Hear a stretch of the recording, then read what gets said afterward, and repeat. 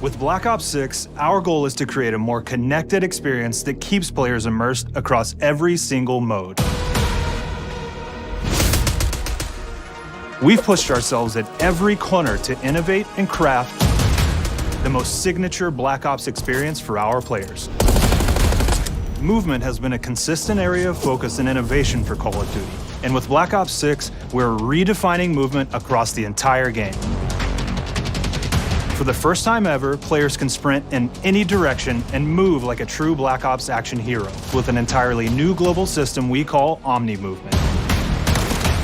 This unlocks the ability to move like never before and seamlessly chain combat maneuvers like slide, dive, and our enhanced supine prone in full 360 degrees range of motion.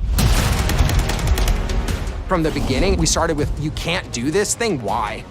And then realized people actually move that way. What happens if we get rid of that construct? And then instantly it opened up like, oh, if you can sprint in any direction, then you can dive in any direction, you could slide in any direction, which then led to all the on-the-ground movement and everything else chaining together.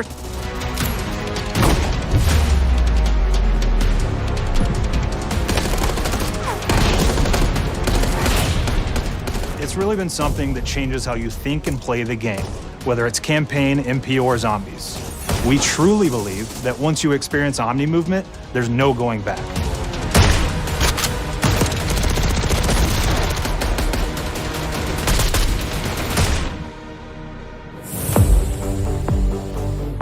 We also have what we're calling intelligent movement, which is a set of features that drastically reduces how many buttons or keys you're pressing to perform various movements. These can be enabled in player options, and they're broken down into 3 categories: Sprint Assist, Mantle Assist, and Crouch Assist. And each of these settings will allow for fine-tuning. Intelligent movement really started with this idea that we want all players to focus on what they want to do and not how to do it. We want every player, regardless of skill level or input or experience with Call of Duty, to be able to engage with Omni Movement and live out their own action hero fantasy in Black Ops 6.